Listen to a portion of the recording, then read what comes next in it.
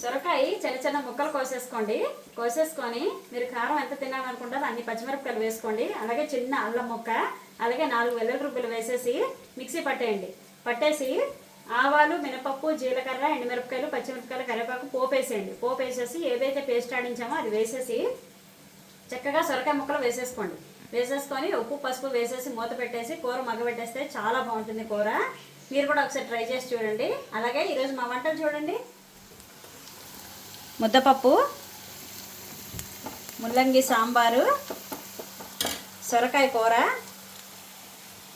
అలాగే ఆలు కాలీఫ్లవర్ వేపుడు.